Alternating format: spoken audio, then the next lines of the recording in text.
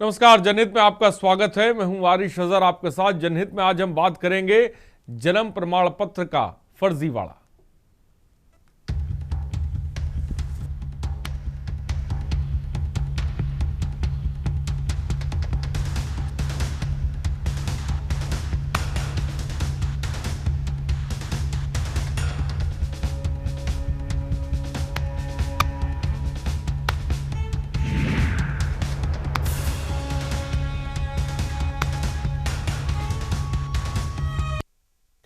तो सूबे में जन्म प्रमाण पत्र फर्जी बन रहे हैं। जी हां, उत्तर प्रदेश के कौशाम्बी जिले में सरकारी दस्तावेजों के साथ खिलवाड़ करने वाले एक बड़े रैकेट का भांडाफोड़ हुआ।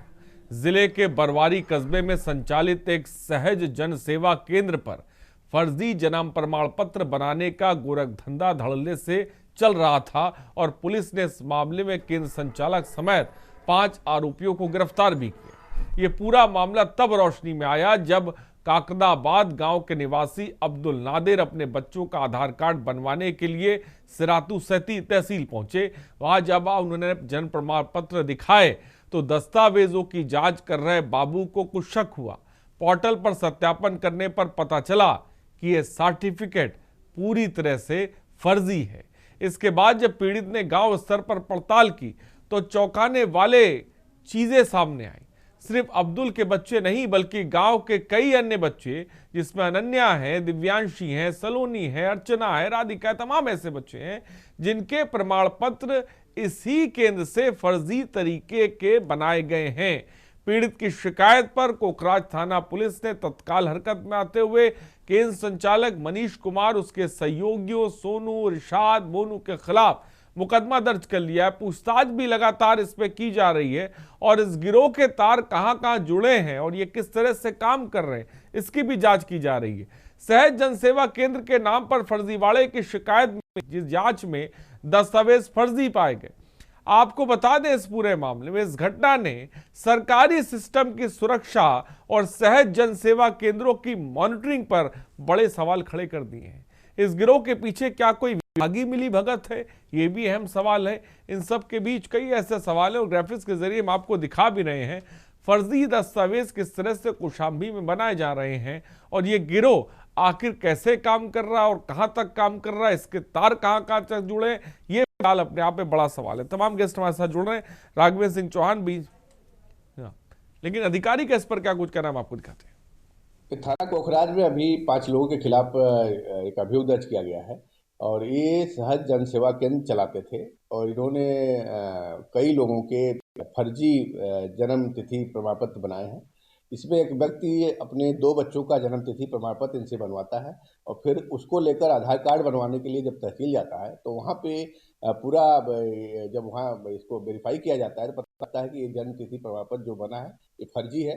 इस आधार पे इसमें एसडीएम सिराथू ने पूरी जांच करवाई और जांच में पता लगा कि ये सहज सेवा केंद्र जो भरवारी में है, इसके जो कर्मचारी है ये लगातार इस तरह से पैसा लेकर फर्जी ढंग से जन्म तिथि प्रमाण पत्र बना रहे हैं। उन पे अभियोग दर्ज किया गया और उनको इन 5 को अरेस्ट किया गया। तो जन्म प्रमाण पत्र का फर्जी खेल कौशाम्बी में चल रहा है, जिसकी एक तस्वीर साफ तौर पर सामने आई है जो हम आपको इस वक्त जनहित में दिखा रहे हैं। तमाम गेस्ट हमारे साथ जुड़े हैं।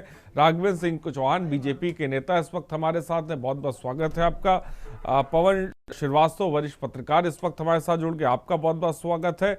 और अनिरुद्ध पांडे संवाददाता हमारे कौशाम्बी से इस वक्त हमारे साथ हैं। अनिरुद्ध, सबसे पहले मैं आपके पास आऊंगा, इस खबर को लेकर क्या कुछ जानकारी है? कब से ये फर्जी प्रमाण पत्र बन रहे थे, कौन बना रहा था, किसकी सरपरस्ती में बन रहे थे, क्या जानकारी मिल पा रही है अनिरुद्ध? ये अब्दुल, ये आपको बताना चाहूंगा कि ये कौशाम्बी के कोखराज थाना के काकराबाद गांव का मामला है। ये अब्दुल नादिर नाम के व्यक्ति हैं, काकराबाद के रहने वाले हैं। ये अपने बेटी का जन्म प्रमाण पत्र जो भरवारी कस्बे में संचालित सहज केंद्र है, वहाँ मनीष नाम के युवक से जाके मिले और अपनी बेटी और बेटा का जन्म प्रमाण पत्र बनवाए और उसके बाद इनको आधार कार्ड की आवश्यकता पड़ी। जब तहसील में ये अपना आधार प्रमाण पत्र बनवाने के लिए पहुंचे तहसील परिसर में और वहां पे आधार बनाने वाले बाबू से मिले तो उन्होंने बताया कि इस जन्म प्रमाण को फर्जी बताया जो इन्होंने बनवाया था अपनी बेटी और बेटा का। इस पे एसडीएम तिरातू योगेश गौड़ ने जांच कराई तो कई लोगों का, लगभग 1 दर्जन लोगों का उस गांव के बेटी और बेटों के फर्जी जन्म प्रमाण पत्र संचालक द्वारा बनाया गया था, जिसमें कितने लोगों के ये जन्म प्रमाण पत्र फर्जी निकले, इसके बारे में कोई जानकारी? लगभग 8 लोगों को अब तक जांच में उस गांव में केवल पाए गए और अगल बगल की जांच कराए जा रहे हैं कि इसमें कितने लोग हैं और संगठित तरीके से फर्जीवाड़ा का खेल जो चला रहे हैं। इसमें 5 लोगों पे एफआईआर दर्ज कराई गई है, एसपी द्वारा बताया गया, और उनकी गिरफ्तारी कराई गई है और उनसे पूछताछ करके आगे की कार्रवाई की जाएगी। जी लेकिन तो इस बीच सवाल सबसे बड़ा ये है कि इतने बड़े पैमाने पर ये जो खेल चल रहा है, क्या माना जाए कोई विभागीय मिलीभगत भी इसके अंदर मिली है? कहीं ना कहीं ये फर्जीवाड़े में कहीं ना कहीं विभागीय कोई भी, क्योंकि विभाग में अब आजकल पता संविदा कर्मचारी डेली बेसिक लोग घुस गए हुए हैं जो विभाग की सभी को झूमिल कर रहे हैं, जो 1500 रुपए के लिए फर्जी खेल कर रहे हैं। जी ठीक है, बड़ी बात। मैं आऊंगा अनिरुद्ध आपके पास। हमारे साथ सारिका गुप्ता हमारी संवाददाता कानपुर से भी इस वक्त हमारे साथ हैं और मोनिका शर्मा सोशल एक्टिविस्ट हमारे साथ जुड़ गई हैं। साथ ही साथ अभिनव सिंह समाजवादी पार्टी के प्रवक्ता भी हमारे साथ इस खबर पर जुड़ गए। मैं सारिका आपके पास भी आऊंगा। अनिरुद्ध ने साफ तौर पे बताया कि किस तरह से फर्जी तरीके से जन्म प्रमाण पत्र बनाए जा रहे हैं। सारिका हमारे साथ है। सारिका, आपके पास क्या जानी है? क्या कानपुर में भी इस तरह की कोई खबर है जहां पर फर्जी तरीके से जन्म प्रमाण पत्र बनाए जा रहे हों? इस तरह की कोई खबर? अनम्यूट करें सारिका, अनम्यूट कानपुर। जी आरिश, क्या आपको आवाज आ रही है? हाँ बोलिए बोलिए। आरिश, मैं अगर कानपुर की बात बताऊं तो कानपुर में भी आए दिन ये देखने को मिलता था, क्योंकि नगर निगम की जिम्मेदारी होती थी जन्म और मृत्यु प्रमाण पत्र बनाने की। तो यहाँ पर जब तक नगर निगम में स्मार्ट ऑफिस नहीं खुला था और इसके साथ साथ ई ऑफिस नहीं बना था, उससे पहले काफी समस्याएं कानपुर में भी देखने को मिली हैं। यहाँ पर भी फर्जी दस्तावेज पाए गए थे, उसके बाद कई कार्रवाई करी गई है, कई कर्मचारी हटाए गए थे और अब जो है कानपुर नगर निगम का जो ढीला रवैया था वो अब सख्त दिखाई दिया। और जन्म मृत्यु प्रमाण पत्र के लिए हालांकि आज भी लोगों को भटकना पड़ता है, लेकिन जन्म मृत्यु प्रमाण पत्र का लोड इतना ज्यादा होता है।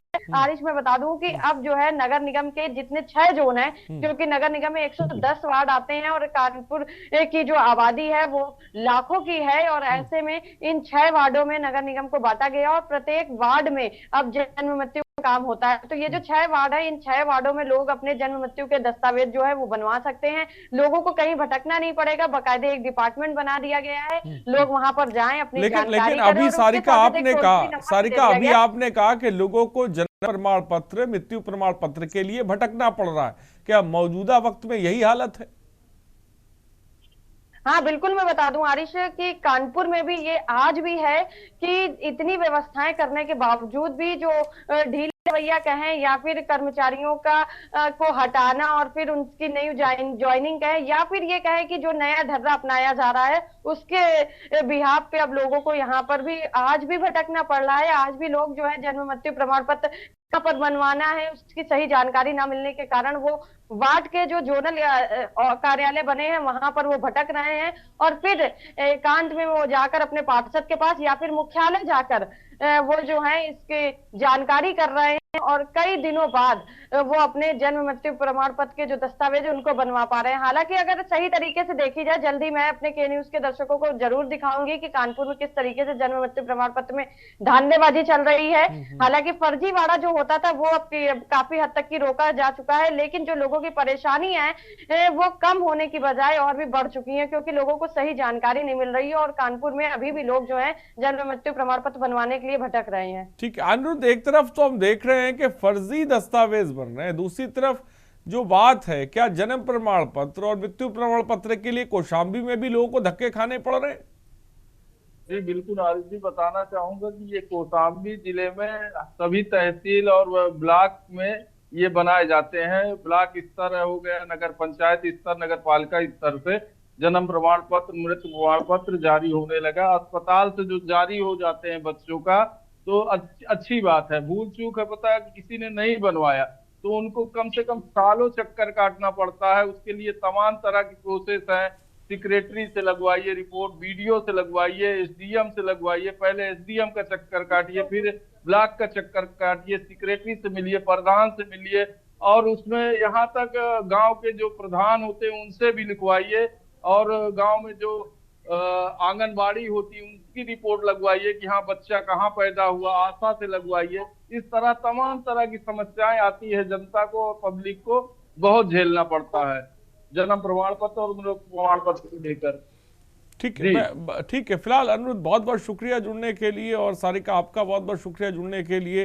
राघवेंद्र सिंह चौहान जी क्या कहेंगे? जीरो टॉलरेंस की बात साफ तौर पे सरकार की तरफ से कही गई, लेकिन उसके बावजूद हम ये देख रहे हैं कि बड़े पैमाने पर फर्जीवाड़े का खेल देखने को मिल रहा है। और कौशाम्बी की खबर सामने है जहां पर फर्जी तरीके से जन्म प्रमाण पत्र बनाए गए, एक दो के नहीं, आधा दर्जन से भी ज्यादा लोग, और न जाने कितने लोग के। फिलहाल इस विषय में जांच चल रही है, लेकिन क्या कहेंगे इसको लेकर? जी आरएस जी नमस्कार। नमस्कार। ऐसा है कि ये 2026 का रिपोर्टेड मामला है जो सत्यापित है, और कौशाम्बी में एक ये मामला पहले आया फर्जी जन्म प्रमाण पत्र का। उसकी जब जांच करवाई गई तो मंझनपुर भरवारी कौशाम्बी स्थित जन सेवा केंद्र से रुपए लेकर जन्म प्रमाण पत्र बनवाए जाने का खुलासा। देखिए ऐसा है, ये भारतीय जनता पार्टी की सरकार है। भारतीय जनता पार्टी की सरकार में मामला उजागर होता है, दबता नहीं है। आज आप ये जान लीजिए कि भारतीय जनता पार्टी के मामले में जितने जो गवर्नमेंट जब से भारतीय जनता पार्टी की आई है तब से मामला उजागर होता है, कोई मामला दबाया नहीं जाता है जैसा कि पिछली सरकारों में होता था।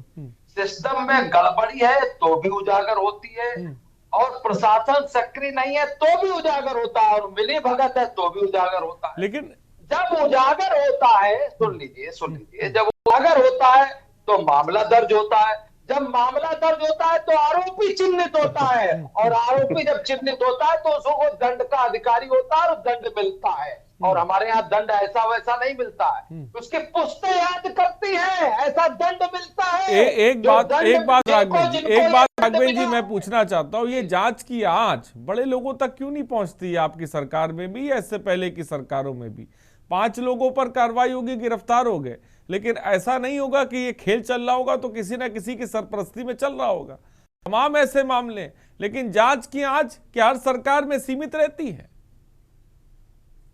बिल्कुल सही प्रश्न किया आपने, मैं आपके प्रश्न की दाद दूंगा। सीमित रहती होंगी, लेकिन भारतीय जनता पार्टी में सीमित नहीं रहती। आपने पिछले मामलों में देखा होगा, हमारे विधायक तक जेल गए हैं, हमारे जो पार्टी के विधायक थे वो निकाले तक गए हैं, पार्टी से उनको बाहर का रास्ता भी दिखाया गया है। आप जो कहना चाहते हैं मैं स्पष्ट रूप से कह देता हूँ, ये भारतीय जनता पार्टी की डबल इंजन की सरकार है। ये 5 लोगों की पंच तत्व की सरकार नहीं है, जो 5 लोगों की सरकार और 5 लोग सांसद, और वो भी घर के सांसद। हमारा कहने का मतलब केवल इतना है कि मामला उजागर हुआ है तो इनकी निगरानी की जा रही है और उसमें दंडित किया जाएगा, और दंडित करने के बाद मैं आपको बता देना चाहता हूं वहां पर बुलडोजर भी चलेगा, निश्चित रूप से चलेगा। उनके सारे मंसूबों को जो वो मंसूबे पाले हुए हैं वो सारे मंसूबे उनके ध्वस्त किए जाएंगे। भारतीय जनता पार्टी कभी किसी के साथ भावना से कार्य नहीं करती। राघवेंद्र जी बात, आपने कह दिया, लोगों ने समझ भी लिया।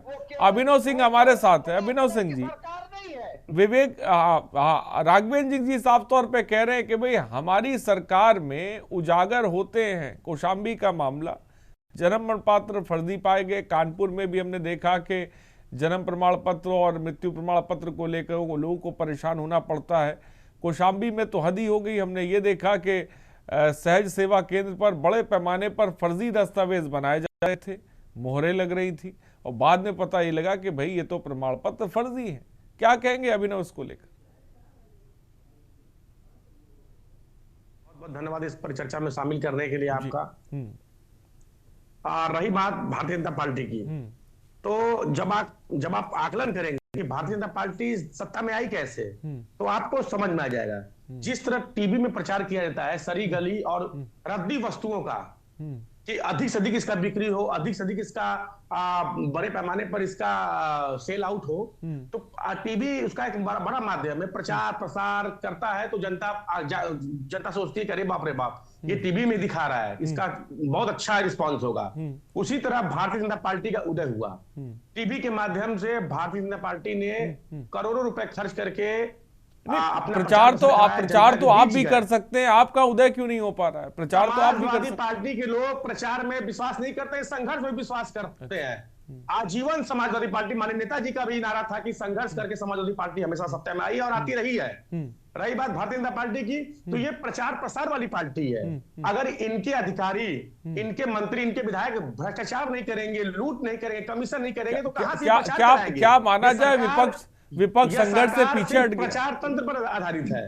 क्या ये माने संघर्ष से पीछे हट गया? तमाम ऐसे भ्रष्टाचार के मामले हैं, तमाम ऐसी चीजें हैं, लेकिन उसको लेकर ऐसा लगता है। देखिए, समाजवादी पार्टी ही पूरे प्रदेश में एक ऐसी पार्टी है जो लगातार संघर्ष करती है, और समाजवादी पार्टी के एक एक कार्यकर्ताओं के ऊपर लगातार मुकदमा लगाया जा रहा है, चाहे हमारे ऊपर हो, चाहे संदीप यादव के ऊपर हो, चाहे तमाम ऐसे सपा के नेता है जिसमें लगातार फर्जी मुकदमे लाते जा रहे हैं। रही बात ये कह रहे हैं कि बुलडोजर चलेगा।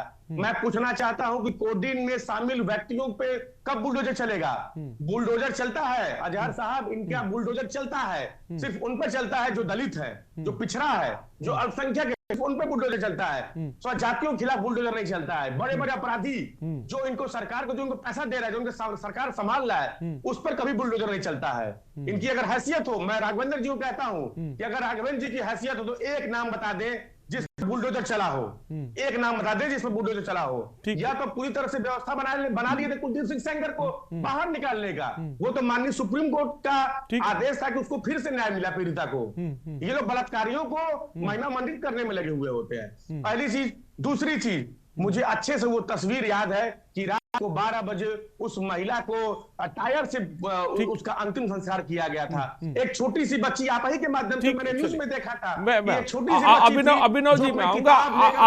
अभिनव जी, एक अलग मुद्दे पर हम लोग जा रहे हैं, लेकिन आज हम बात कर रहा हूं, बहुत बड़ा मसला ये भी है कि जन्म प्रमाण पत्र, मृत्यु प्रमाण पत्र के लिए लोगों को बड़ी तादाद में परेशान तो होना ही पड़ता है। लेकिन अब एक खबर जो कौशाम्बी से आ रही है, अगर इस तरह से एक नेक्सस या सिस्टम चलेगा जहां पर कौशाम्बी में बर्थ सर्टिफिकेट फर्जी तरीके से धड़ल्ले से बनाए जा रहे थे, 5 की गिरफ्तारी हुई है। लेकिन आप सोचिए कि ये जो पूरा का पूरा नेक्सस चल रहा था, ऐसा नहीं है कि इसमें किसी की मिली भगत नहीं होगी। हमेशा हम देखते हैं हर मसले को देखकर, चाहे कोई मसला हो, जांच तो होती है लेकिन उसकी आंच उन तक नहीं पहुंच पाती जिन तक पहुंचनी चाहिए। हमारे साथ वरिष्ठ पत्रकार पवन श्रीवास्तव है। पवन श्रीवास्तव जी, क्या कहेंगे? अनम्यूट करें और बोले। जी आरिफ जी, आवाज आ रही है प्लीज? हाँ आ रही, बोलिए जी। सर्वप्रथम तो संपूर्ण देशवासियों को, प्रदेशवासियों को मकर संक्रांति की शुभकामनाएं देंगे, के न्यूज परिवार को देंगे कि अच्छे मुद्दे, विकास से रिलेटेड मुद्दे, भ्रष्टाचार से मुद्दे लेकर के आप लेकर आते हैं, इसके लिए आप साधुवाद। अब हम आते हैं भारतीय जनता पार्टी के माननीय श्री 1008 राघवेंद्र जी, मानो मंच पा गए थे, ऐसा मंच पा गए थे कि जहां पर आम पब्लिक बैठी है और भाषण दे रहे थे अपनी। तो 1008 कहाँ से हो गए भाई श्रीवास्तव जी? अभी राघवेंद्र जी बताएंगे, प्लीज बताएंगे। नहीं बताएंगे, हम क्या बताएंगे? आप पदवी तो आप दे रहे हैं, हम बताएंगे। सुनिए राघवेंद्र जी बताएंगे। पत्रकार हो आप, हमको बोलने दीजिए ना। सुनिए राघवेंद्र जी, मैं जब आऊंगा तो जवाब दीजिए। पहले वर्जन तो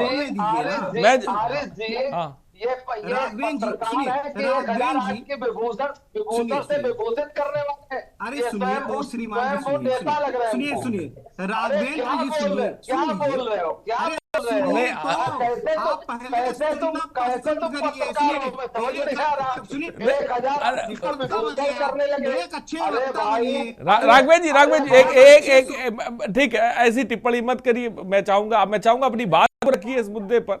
मैं चाहूंगा, ठीक, चलिए ठीक। राघवेंद्र जी, नहीं राघवेंद्र जी, मैं कह रहा हूँ ना भाई, मैं कह तो रहा हूँ। आप 1 मिनट रुक जाइए, बात तो आ जाए। आप अभी बोलिएगा, जब आपको समझ में नहीं आएगा तब बोलिएगा। चलिए जब आपको बोलिए समझ में बोलिए नहीं बोलिए आएगा, बोलिए आप मुद्दे पर आइए। पवन श्रीवास्तव जी, मुद्दे पर मुद्दे पर बोलिए, मुद्दे पर बोलिए पवन जी, मुद्दे पर प्रकार की जी मुद्दे पे बोलिए। आरिश जी, तमाम प्रकार की बातें भारतीय जनता पार्टी के हमारे नेताजी ने किया, तमाम प्रकार की कार्रवाई होती है, क्या होती है, कोडिन प्रकरण हम आप देख रहे हैं, कहीं भी कोई घटनाएं होती हैं, फर्जीवाड़े होती है। ऐसा नहीं कि दूध के धुले हुए हैं। ये भारतीय जनता पार्टी की कमी इसलिए मानी जाएगी कि इनके ब्यूरोक्रेट्स पे इनके हावी नहीं है। अधिकारियों को भाई के न्यूज ने ओपन किया ना, फर्जीवाड़े का ओपन किसने किया? क्या अधिकारियों के पास नहीं व्यवस्था है? जांच करने की व्यवस्था होनी चाहिए।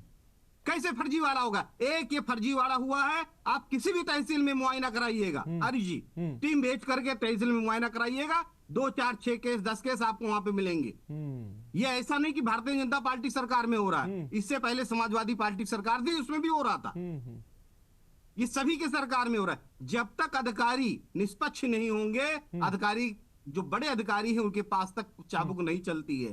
जब तक बड़े अधिकारियों के ऊपर चाबुक नहीं चलेगी, आदित्यनाथ योगी जी ये ईमानदार हैं, होनेस्ट हैं, लेकिन जब तक अपने अधिकारियों के ऊपर चाबुक नहीं चलाएंगे। हाँ, मतलब आपका कहना है जो फर्जी फैक्ट्रियां आई ये हर सरकार में चल रही हैं?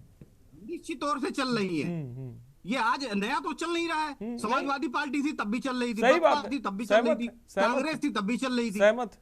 लेकिन इस पे रुकने की आवश्यकता है। ये भ्रष्टाचार, फर्जीवाड़ा रुकने की व्यवस्था होनी चाहिए। आदित्यनाथ योगी जी को अगर दूसरी बार आम जनता ने चुना है तो ईमानदार, बेहद अच्छी छवि के लिए चुना है इनको, तो इनके ऊपर जिम्मेदारी होती है। ठीक, ये हमारे भारतीय जनता पार्टी के प्रवक्ता महोदय भाषण दे रहे थे, यहाँ भाषण नहीं दिया जाता है। आप अब बताइए ना कि हाँ गलती हुई है,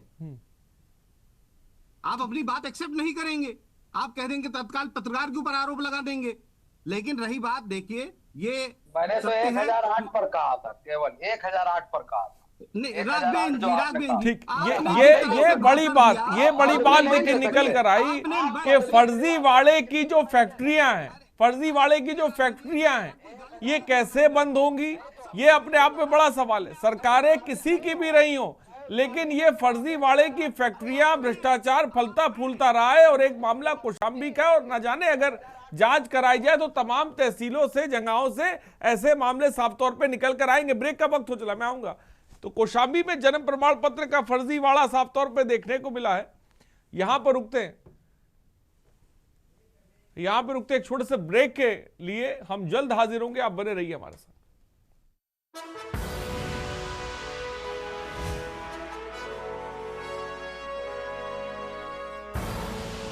आप देख रहे हैं के न्यूज, खबरों का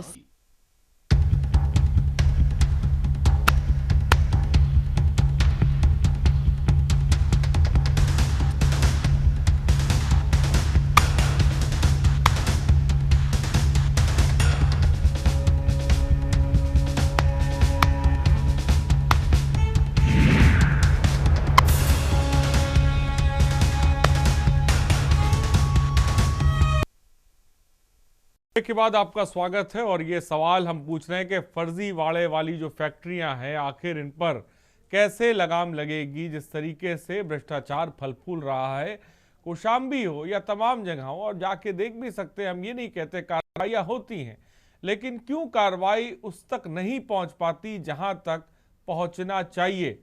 क्यों जांच की आंच उन मास्टरमाइंड तक नहीं पहुंच पाती है जिनकी सरपरस्ती में ये भ्रष्टाचार का खेल साफ तौर पे खेला जाता है, चाहे वो कोई भी जिला हो? एक जगह हम आपके सामने आज रख रहे हैं, हम इसी तरीके से मुद्दे साफ तौर पे उठाते हैं और आपके सामने रखते हैं। फिलहाल हमारे साथ सोशल एक्टिविस्ट मोनिका शर्मा है। मोनिका शर्मा, कौशाम्बी की खबर को किस तरह से देखती हैं? और जो सरकार, क्योंकि सवाल उसी से होता है, क्योंकि जब बात बीजेपी की तरफ से कही गई कि जीरो टॉलरेंस की नीति, तो सवाल भी उसी से बनेंगे। समाजवादी पार्टी की तरफ से ये बात नहीं कही गई, ये बात कांग्रेस की तरफ से नहीं कही गई। जब डंके की चोट पे ये बात कही जाए और उसके बाद इस तरह के मामले निकल कर सामने आए तो सवाल तो पूछना बनता ही है। मोनिका शर्मा जी क्या कहेंगी इस खबर को लेकर और किस तरह से देखती हैं? अनम्यूट करें और बोलें। मोनिका जी अनम्यूट करें, बोले। हाँ, आवाज आ रही है आपको आरिश? बोलिए। हाँ, सबसे पहले तो मैं के न्यूज को धन्यवाद देना चाहूंगी कि इतना बड़ा मुद्दा उठाया। ये कोई छोटा मुद्दा नहीं, ये हमारी राष्ट्रीय सुरक्षा से जुड़ा हुआ विषय है। अगर हम अपनी राष्ट्रीय सुरक्षा के साथ समझौता कर रहे हैं, अगर हम फर्जी प्रमाण पत्र जन्म से आधारित बना रहे हैं, क्योंकि जन्म का प्रमाण पत्र हमें ये बताता है कि हम इस देश के नागरिक हैं, कहीं ना कहीं यहाँ पे सवाल उठता है कि मतलब लोकल एडमिनिस्ट्रेशन जो है और लोकल जो पुलिस है, लोकल इंटेलिजेंस एजेंसीज है, वो क्या कर रही हैं? कहीं ना कहीं वो महत्वपूर्ण चीजों को नजरअंदाज कर रही है, तभी ऐसी घटनाएं हो सकती है, वरना ये हो ही नहीं सकता कि प्रशासनिक वहां पे पीछे कहीं ना कहीं कुछ सहयोग नहीं मिल रहा है ऐसे लोगों को जो ऐसा काम कर रहे हैं, क्योंकि पुलिस की और इंटेलिजेंस की नजर से तो कुछ छुप ही नहीं सकता, वो तो चप्पा चप्पा गली मोहल्ला हर चीज जानते हैं। तो कहीं ना कहीं मुझे लगता है कि इनके ऊपर कड़ी से कड़ी कार्रवाई होनी चाहिए। हम अपनी राष्ट्रीय सुरक्षा के साथ खिलवाड़ नहीं कर सकते, क्योंकि आरिफ जन्म प्रमाण पत्र फर्जी कौन बनवाता है? भाई भारतवर्ष का कोई भी नागरिक फर्जी प्रमाण पत्र नहीं बनवाएगा, कुछ घुसपैठिए हैं वही बनवाएंगे। दूसरे देश के लोग हैं जो भारत के नागरिक बन जाना चाहते हैं। एक तरफ एसआईआर की प्रक्रिया पूरे देश में चल रही है, दूसरी तरफ ये फर्जी प्रमाण पत्र के किस्से निकल रहे हैं। हमको कैसे पता चलेगा? यही लोग आगे चल के देश में आतंकवाद करेंगे, कैसे हम उनको रोकेंगे? ये राष्ट्रीय सुरक्षा से जुड़ा हुआ विषय और कहीं ना कहीं मतलब गहरी जिम्मेदारी बनती है सरकार की कि भाई वो अगर इतना सारा कुछ बोल रहे हैं, लेकिन कहाँ उनकी व्यवस्थाएं मतलब ढीली पड़ रही हैं कि इस तरीके की घटनाएं आज भी हो जा रही हैं, कि प्रशासन कहाँ पे बैठा हुआ है। योगी आदित्यनाथ की सरकार भी इस मुद्दे को मुझे लगता है कि थोड़ा सा गंभीरता से लें, क्योंकि ये साधारण विषय नहीं है। ऐसे छोटे छोटे लोगों पे बुलडोजर चल रहे हैं, लेकिन ये तो हमारी राष्ट्रीय सुरक्षा के ऊपर बात आ गई। अब कैसे हो रहा है ये? किस तरीके का मकर जाल फैला हुआ है? और भ्रष्टाचार भी इसमें बहुत बड़ा एक मुद्दा है, जो हम सदियों से मतलब देश में लड़ रहे हैं। देश को मतलब आजाद हुए आरिश 77 ईयर्स हो गए, लेकिन 77 ईयर्स में भी हम अपने जो भी सरकारी विभागों से भ्रष्टाचार नहीं हटा पाए। मुझे तो लगता है कि इसके लिए अब हमको एक रिसर्च टीम बिठानी चाहिए, कुछ साइंटिस्ट बुलाने चाहिए और उनसे पूछें कि हम ऐसा क्या करें। बड़ी बात यही सवाल मोनिका मेरा है कि हमने देखा कि सरकार आई गई, लेकिन जो फर्जीवाड़े की फैक्ट्रियां हैं, भ्रष्टाचार की फैक्ट्रियां हैं, ये हर सरकार में बदस्तूर अपने अपने तरीके से अपने अपने सिस्टम में चलती रहती हैं। जी, आप बिल्कुल सही कह रहे हैं ना। जैसे अभी हमारे पत्रकार भाई भी बोल रहे थे कि चाहे वो भाजपा की सरकार हो, कांग्रेस की सरकार हो, सपा की सरकार हो, कोई भी सरकार हो, लेकिन सरकारी विभागों से भ्रष्टाचार नहीं हट रहा है। तो कहीं ना कहीं मुझे ऐसा लगता है कि सरकार की इच्छा शक्ति में कमी आ रही है। वो क्यों नहीं ऐसे मतलब लॉज स्ट्रिक्ट बनाते हैं जिससे कि सरकारी कर्मचारी ऐसा ना कर पाए, क्योंकि सरकारी कर्मचारियों को to be very frank with you, अब कोई पेंशन का डर नहीं रहा है। उनको लगता है सस्पेंड हो जाएंगे क्या है, कुछ टाइम बाद बहाली हो जाएगी, हमें भी हमारी इतनी तनख्वाह तो आती रहेगी। कितने वेतनमान बढ़ाए जा चुके हैं, लेकिन फिर भी पैसे की भूख समाप्त नहीं हो रही है कि हम देश की सुरक्षा से खिलवाड़ कर रहे हैं। तो बहुत ज्यादा जरूरी है कि सरकार मतलब इस पे गंभीरता से मतलब संज्ञान ले और कड़ी कार्रवाई करे दोषियों पर, और इस विषय में बहुत गहरी जांच बिठाए कि कहीं भी इस तरीके की घटनाएं नहीं होनी चाहिए, और अगर होंगे तो दोषियों को कड़ी से कड़ी कार्रवाई मिलेगी, आसानी से वो छूट नहीं सकते। क्योंकि जब डर होगा तभी मुझे लगता है कि शायद ये चीजें थोड़ा बहुत सही हो सके। ठीक है, नागरिकता अगर इस तरह से बांटी जाने लगे तो सवाल तो लाजमी होगा, क्योंकि जिस तरह से ये फर्जी प्रमाण पत्र, जन्म प्रमाण पत्र बन रहे हैं। राघवेंद्र जी क्या कहेंगे? एक तरफ घुसपैठियों को लेकर सरकार का एक्शन और दूसरी तरफ सिस्टम के अंदर के ही लोग फर्जी सर्टिफिकेट धड़ल्ले से बांट रहे हैं और आपके पास कोई जानकारी नहीं। ऐसा नहीं, आपका ये जो वक्तव्य है कि हमारे पास या हमारी सरकार के पास कोई जानकारी नहीं, सरकार के पास ही जानकारी है। और ये मामला हमारी विफलता नहीं दिखाता, ये सरकार की ईमानदारी का प्रमाण पत्र है। फर्जीवाड़ा यहाँ छिपता नहीं है, फर्जीवाड़ा पकड़ा जाता है, और जब पकड़ा जाता है तो उस पर सख्त कार्रवाई होती है। और सख्त कार्रवाई आपने देखा होगा कि जो सख्त कार्रवाई के तहत ही गुंडे, माफिया, मवाली चैन स्नेचर सब मिट्टी में मिलाए गए। उसी तरीके के अभी हमारी बहन जो मोनिका जी हैं, शर्मा जी, जो उन्होंने कहा कि सख्त से सख्त कार्रवाई होगी। मैं आपके चैनल पर यह बताना चाहता हूं कि सख्त कार्रवाई के लिए ही हमारे मुख्यमंत्री जाने जाते हैं और यहाँ नहीं जाने जाते, वो विदेशों तक में इसीलिए प्रसिद्ध है। विदेश में ये नहीं कहा जाता कि अखिलेश यादव ने फलानी कार्रवाई की थी, वो इसके लिए जाने जाते हैं। मैं राघवेंद्र जी अगर सुनिए तो मैं अगर इस मामले के बारे में आपको बताऊं तो ये मामला पुलिस ने उजागर नहीं किया। ये मामला देखिए उजागर कैसे हो आप समझिएगा। ये मामला रोशनी में तब आया जब काकराबाद गांव के निवासी अब्दुल नादिर अपने बच्चों का आधार कार्ड बनवाने के लिए सिराथू तहसील पहुंचे। जब उन्होंने जन्म प्रमाण पत्र दिखाया तो दस्तावेजों की जांच कर रहे बाबू को शक हुआ। पोर्टल पर सत्यापन करने पर पता चला कि ये सारे सर्टिफिकेट फर्जी हैं। इसमें एक दो नहीं है, इसमें अनन्या है, इसमें दिव्यांशी है, इसमें सलोनी है, इसमें अर्चना है, राधिका है, तमाम ऐसे फेरिस्त है। आधा दर्जन लोगों के कम से कम नाम है, उससे ज्यादा भी हो सकते हैं। ये तब आ रहा है, ये पुलिस आपकी ढूंढ नहीं निकाल पा रही है, भ्रष्टाचार की कोई टीम नहीं पता लगा पा रही है, ये कोई आपकी इंटेलिजेंस टीम नहीं पता लगा पा रही है। ये कौन पता लगा रहा है? हाँ राघवे जी बोले। ऐसा है, SIR भी इसी का हिस्सा थी जिसपे इतना हो हल्ला हो रहा। अभी हमारी बहन मोनिका ने कहा कि ये रोहनिया क्या बनवाते हैं और कहां से बनवाते हैं, वही चीज तो सामने आ रही। हम जब रोहिणियाओं को यहाँ से निकालने की बाहर बात करते हैं तो इस पर प्रश्न चिन्ह खड़ा किया जाता है। उसको कहा जाता है कि साहब आप तो वोट कटवा रहे हैं। और भाई जो व्यक्ति हमारे देश का नागरिक ही नहीं है, उसको हमारे देश में सुविधाएं लेने का अधिकार तो दूर, उसको हमारे देश में रहने का आज हम रोहिंग्या की बात नहीं कर रहे हैं, हम बात कर रहे हैं जो फर्जीवाड़ा फल फूल रहा है सिस्टम के अंदर। और क्योंकि सवाल उससे होगा जब आप ये बात कहेंगे कि भाई हम जीरो टॉलरेंस की बात करते हैं, नीति पे चलते हैं, तो भाई सवाल तो राघवेंद्र जी आप ही से होंगे। मैं समाजवादी पार्टी से तो नहीं पूछूंगा, भाई उन्हीं के हाल से तो ऐसा नहीं कहा गया कि भाई हम जीरो टॉलरेंस की नीति पर काम कर रहे हैं। भाई आपने कहा तो सवाल आपसे पूछा जाएगा। तो ये क्या है? एक तरफ ये नीति है और दूसरी तरफ ये हकीकत है। देखिए अभी हमारे प्रिय मित्र श्रीवास्तव जी ने कहा कि ये फर्जीवाड़े का कार्यक्रम भारतीय जनता पार्टी की तो 9 साल से सरकार आई है, क्या इसके पहले नहीं चलता था? अखिलेश जी की सरकार थी, इसके पहले भी चल रहे थे तो क्या वो परंपरा को आप आगे बढ़ाएं? सुनिए, मुकदमा दर्ज हुआ, आरोपी चिन्हित हुआ है, जांच शुरू हुई है। यह दर्शाता है कि भारतीय जनता पार्टी में दोषी बच नहीं सकता, चाहे वो समाजवादी पार्टी का गुंडा क्यों ना हो। निश्चित रूप से दोषी बचेगा नहीं, दोषी जेल जाएगा, दोषी के ऊपर बुलडोजर चलेगा, उसके भवनों को, अवैध भवनों को गिराया जाएगा और उसको मिट्टी में मिलाया जाएगा। ये बाबा योगी आदित्यनाथ की डबल इंजन की सरकार है, इसमें कोई भी दोषी बच नहीं सकता।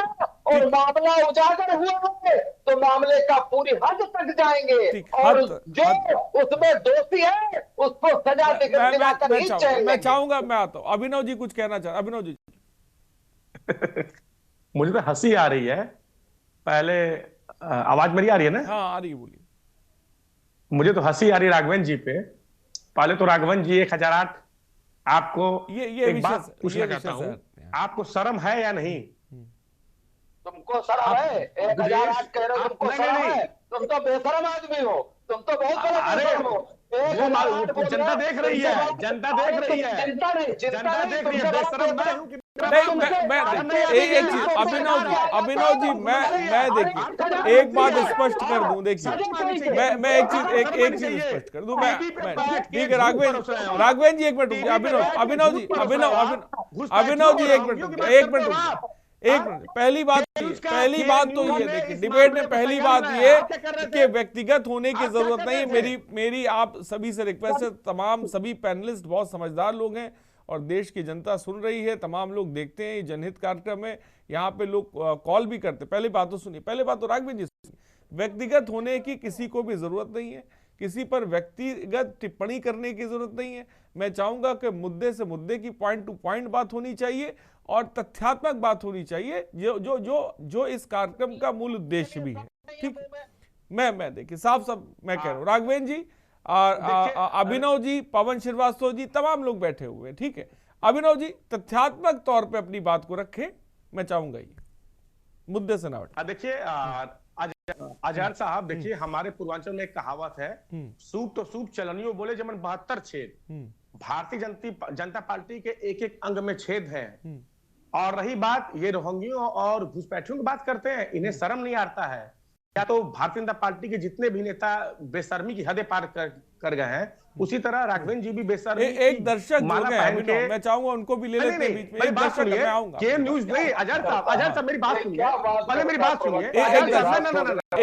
मैं आपके पास समय ना दूं तो कहीं, क्योंकि दर्शक का प्रोग्राम है। गिरीश शुक्ला एक दर्शक जुड़े, मैं चाहूंगा उनकी बात भी आ जाए। गिरीश जी अपनी बात को रखें। हेलो, हाँ बोले गिरीश जी। मैं गिरीश शुक्ला बोल रहा हूँ। बोलूं? हाँ बोलिए, अपनी बात को रखे जल्दी से। मैं ये कहना चाहता हूँ कि देश में सनातन बहुत फैलाया जा रहा है। हमने जब सनातन का अनुभव किया, सनातन उस शक्ति का नाम है जिससे ब्रह्मांड को संचालित करता है पार ब्रह्म परमेश्वर। और ये ढोंगी सनातनी जो वेश पूजा दिखा रहे हैं, आज हम लोग सनातन पे कार्यक्रम नहीं कर रहे हैं। मैं चाहूंगा फर्जीवाड़े को लेकर बोले। मैं अब ये कहता हूँ कि फर्जीवाड़ा अगर रोकना है तो परिवार रजिस्टर की जो सभ्यता हमारी थी उसको मजबूत किया जाए। अब परिवार रजिस्टरों की सभ्यता खत्म कर दी गई। हर वार्ड में, हर गांव में ये सभ्यता थी कि जो ही पैदा हो, जो ही मरे, उस परिवार रजिस्टर में तुरंत दर्ज करावे जाके आदमी। वो सब बंद हो गया। जब बंद हो गया तो ये फर्जीवाड़ा इसी तरह से चलेगा। ये फर्जीवाड़ा कराने के लिए ही उसे बंद किया गया है। तो जब परिवार रजिस्टर को आप मजबूत करेंगे तो ये फर्जीवाड़ा हो नहीं सकता। उस परिवार रजिस्टर से आपको सब कुछ मिलेगा, जो भी सुविधाएं आगे बढ़ेंगी उसी से आपको जन्म प्रमाण पत्र, मृत्यु प्रमाण पत्र मिलेगा, संपत्ति में अधिकार मिलेगा, सारा उसी से कंट्रोल होता है। गिरीश जी आपकी बात आ गई, फिलहाल बहुत बहुत शुक्रिया। अभिनव जी अपनी बात को पूरा करें, मैं दे रहा हूं समय, बोलिए अभिनव जी। मैं भारतीय जनता पार्टी के आदरणीय राघवेंद्र जी से कहना चाहता हूं, यह उजागर जो हुआ है फर्जी प्रमाण पत्र का, जन्म प्रमाण पत्र का, यह उजागर के न्यूज ने किया है, ना कि भारतीय जनता पार्टी के अधिकारियों, नेताओं, मंत्रियों या उनके सिस्टम द्वारा हुआ है। ये तो आपकी मेहरबानी है कि आप इस तरह की चीजों को संज्ञान में ला रहे हो और उसके ऊपर इस तरह के लक्ष्यदार भाषण दे रहे हैं कि ये कर देंगे, वो कर देंगे, घुसपैठियां तो आतंकवाद, तो पाकिस्तान, तो विदेश। तो इस तरह की भाषणबाजी देना बंद करें ना। मैं देख रहा हूं कि विदेश में भारत की क्या इज्जत है, ट्रंप साहब ने क्या कहा है, इसका तो आप लोग, इसीलिए मैं कह रहा हूं कि बेशर्मी की हदें पार कर दी आप लोग। ट्रंप साहब ने अभी क्या कहा है भारत को, भारत के मुंह पे तमाचा मार रहे हैं ट्रंप साहब, आप लोग बैठ के देख रहे हो मुख्य रक्षक बन के। तो आप देखिए, आप टीवी पे आए हो, आप जनता के सवालों को जवाब दीजिए। आप समाजवादी पार्टी गुंडे कह रहे हो, अपने तो गुंडे संभाले नहीं जा रहे हैं। गरीबों की झोपड़ी, एक बात सबके जहन में अभिनव रहती है, हम तमाम सरकारें लोगों ने देखी हैं, और एक जो आम आदमी है वो बहुत परेशान हो चुका है। वो ये सोचता है कि बदलाव कब आएगा, सिस्टम कब बदलेगा। जिस विभाग में जाता है, जहां पर जाता है, भ्रष्टाचार का खेल अभी भी चल रहा है। ये जो तस्वीर है ये कैसे बदलेगी, ये तस्वीर कैसे बदलेगी? देखिए अजहर साहब, मैं बता रहा हूं कि जो सरकार में प्रचार के भरोसे आई हो, प्रचार प्रसार खर्च, रुपए पैसे खर्च करके भरोसे आई, नहीं प्रचार भरोसे नहीं। देखिए जनमत है, जनमत का सम्मान करना होता है। ठीक है, जनमत है, जनमत का सम्मान करना होता है, जनमत से आए। मेरा कहना यह है कि भ्रष्टाचार को लेकर, तमाम ऐसी खबरों को लेकर क्यों हम देखते हैं कि ऐसे मुद्दों पर चर्चाएं होती हैं, वाद विवाद होता है, लेकिन असल जो मुद्दे हैं इससे सब तमाम पार्टियां दूरी क्यों बनाए रहती हैं? हाँ बोलिए, अनम्यूट करें, बोले अनम्यूट करें, बोले। सदैव समाजवादी पार्टी सदैव इन मुद्दों पर गंभीर रही हो। आप देखे होंगे कि हमारे दल में जब समाजवादी पार्टी की सरकार थी तो आदरणीय राजा भैया जैसे मजबूत शख्सियत को भी मंत्रिमंडल से बर्खास्त कर दिया गया था। सीबीआई की क्लीन चिट मिली, उसके बाद उनको दोबारा मंत्रिमंडल में लाया गया है। गायत्री प्रसाद प्रजापति को मंत्रिमंडल से बर्खास्त किया गया था। इस तरह का फैसला लेने वाला जिगरा चाहिए, ताकत चाहिए। लेकिन भारतीय जनता पार्टी की एक हैसियत नहीं कि अपने कर्मचारी को, अपने किसी विभाग के छोटे से अदने से मेरी बात को समझे नहीं। मैं ये बात कह रहा हूँ, जन्म प्रमाण पत्र, मृत्यु प्रमाण पत्र में जैसा कि हमारे संवाददाता ने बताया, भाई लोगों को दिक्कतें होती हैं, परेशानी होती है, उगाही हो रही है, दलाली हो रही है, भ्रष्टाचार हो रहा है।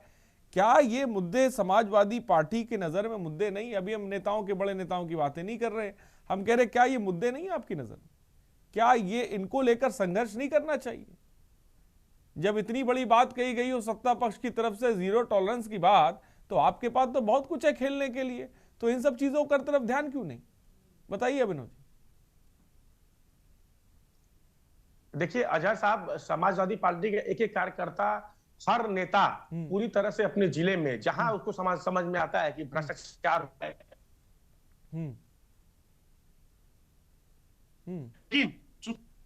खबर आप अपनी टीवी पे दिखा भी नहीं सकते हो, पेपर में छपता, अखबार में आता है और वह वहीं तक सीमित रह जाता है। लेकिन जो बड़ा मामला है उस पर सरकार को कार्रवाई करनी चाहिए, उस पर सरकार को आगे आना चाहिए।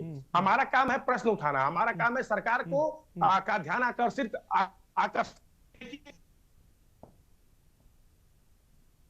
हाँ अभिनव जी, आपकी आवाज कट रही, मैं चाहूंगा आवाज को दुरुस्त किया जाए उनकी। हमारे साथ पवन श्रीवास्तव जी क्या कहेंगे?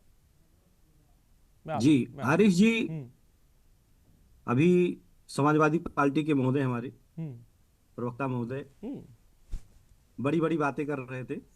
मुझे तो याद ही नहीं कि आदित्यनाथ योगी जी की सरकार जब से 2 बार से आई है, ये सड़क पर कहीं आए हों। इससे पहले शिवपाल सिंह यादव हुआ करते थे समाजवादी पार्टी में, और वो सड़क पे दिखाई पड़े थे हजरतगंज चौराहे पे लाठियां खाते हुए। वो संगठन समाजवादी पार्टी का आज बिल्कुल गायब। तो रही बात करने और करने में बहुत अंतर होता है। फिर चाहे समाजवादी पार्टी की बात करें, फिर चाहे आज के जो मुद्दा है बड़ी बात वो सर्टिफिकेट का फर्जीवाड़े का, अगर हम इसकी चर्चा करें तो धरातल पर कुछ और ही है। और आदित्यनाथ योगी जी की सरकार जब आई थी तो इन्होंने साफ साफ शब्दों में कहा था कि हमारे प्रदेश में कहीं भी आप जाएंगे जीरो टॉलरेंस की व्यवस्था हमारे यहाँ है, कहीं भी निचले स्तर पे भी कहीं भी हमारे यहाँ कोई गड़बड़ी, कोई फर्जीवाड़ा नहीं होगा। तो ये बहुत बड़ा दाग है आदित्यनाथ योगी जी के जो जीरो टॉलरेंस की बात किए थे, वो दाग है। लेकिन समाजवादी पार्टी डरती है, सीबीआई से डरती है, सीबीआई से डरती है, पुलिस से डरती है और ईडी से डरती है। सड़क पर नहीं आना चाह रही है, संगठन पे काम नहीं करना चाह रहे हैं, तो इनका कहीं कुछ मतलब नहीं दिख रहा है। लेकिन ये है कि आदित्यनाथ योगी जी को, अपने अधिकारियों को, अपने ब्यूरोक्रेट को टाइट करना चाहिए और धरातल पर ईमानदारी पूर्वक कार्य करने के लिए व्यवस्था होनी चाहिए, जिससे दोबारा ना हो। और ये हर जिलों में है, हर तहसीलों में है ये गड़बड़ियां, भ्रष्टाचार की जड़ें, चाहे सपा रहा हो चाहे आज भाजपा है, भ्रष्टाचार दोनों की सरकारों में ये फल फूल रहा है। लेकिन इस पर कैसे लगाम लगाई जाए? क्या किया जा सकता है इसको लेकर? भाई इच्छा शक्ति की बात की जाए, बातें तो बड़ी हो जाती हैं, आखिरी आदमी तक के विकास की बात कर दी जाती है, लेकिन जब हम निचले पायदान पे क्या थोड़ा सा आगे बढ़ते हैं, अगर मैं इसी खबर को ले लूं और हम देखें अगर इस पर, तो तमाम जगह पर, क्योंकि ये जैसा कि मोनिका जी ने कहा, सुरक्षा के लिहाज से ये बहुत बड़ा मामला है। अगर इस तरह से चीजें हो रही हैं तो आप सोचिए कि अफसरशाही, अफसरों में पहली बात तो डर नहीं है, खौफ नहीं है, पुलिस महकमा है वो काम क्या कर रहा है पता नहीं है, इंटेलिजेंस टीमें क्या कर रही है पता नहीं है। जब इस तरीके से अगर प्रमाण पत्र नकली बन जाएं तो मतलब ये बहुत हैरत की बात है। पवन जी। निश्चित आ रहे हैं, और जन्म प्रमाण पत्र एक ऐसा जो है व्यवस्था होता है, सर्टिफिकेट होता है कि जो हमको राष्ट्र के प्रति समर्पित कराता है। कहीं ना कहीं जो रोहिंग्यों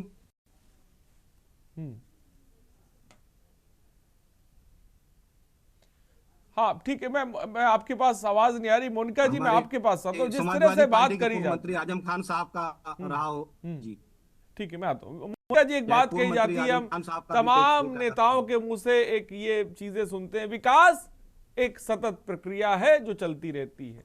क्या माना जाए कि भ्रष्टाचार भी एक सतत प्रक्रिया है जो चलती रहेगी? नहीं, देखिए जब मैं मोनिका जी से मेरा सवाल है, मोनिका जी क्या कहेगी? मोनिका जी। बिल्कुल आरिश, आप सही कह रहे हैं, ये सतत प्रक्रिया ही है, तभी भी हम 77 सालों से इससे निजात नहीं पा सके हैं। क्योंकि मुझे कहीं ना कहीं लगता है कि ये राजनीतिक इच्छा शक्ति की यहाँ पे सबसे बड़ी कमी है। भाई जब भी पार्टियां अपनी मैनिफेस्टो नहीं तो मैनिफेस्टो में हमेशा भ्रष्टाचार को हटाएंगे, गरीबी को हटाएंगे, बेरोजगारी को हटाएंगे, इन सारे मुद्दों को शामिल किया जाता है। तो जब ये मुद्दे शामिल किए जा रहे हैं तो उन मुद्दों पे हम किस लेवल पे पहुंचे, हम उसका वो भी तो हम ये तो नहीं कहेंगे कि एक दिन में बेरोजगारी खत्म हो जाएगी या एक दिन में मतलब गरीबी खत्म हो जाएगी, तो भ्रष्टाचार भी एक दिन में खत्म नहीं हो सकता। लेकिन कम कहाँ हुआ है, मुझे तो वो भी नहीं दिखता कि कम हुआ है। धीरे धीरे करके कुछ भी तो राजनीतिक इच्छा शक्ति की कमी दिखाई दे रही है कि जैसे दोषियों को पकड़ने की बात है, दोषियों को दंड देने की बात है, वो तो सेकंड स्टेज है ना हरीश, फर्स्ट और मोनिका जी, और सियासत में हम देख रहे हैं कोई डेडलाइन भी नहीं है। चलिए हमने 5 साल सत्ता में दे दिया जनता ने, फिर 10 साल और दे दिए, फिर लेकिन कोई डेडलाइन तो होनी चाहिए, कोई कमिटमेंट नहीं, डेडलाइन नहीं, चीजें वैसे ही चल रही हैं, सतत प्रक्रिया भी चल रही है, तमाम प्रक्रियाएं चल रही हैं, लेकिन कोई डेडलाइन नहीं है।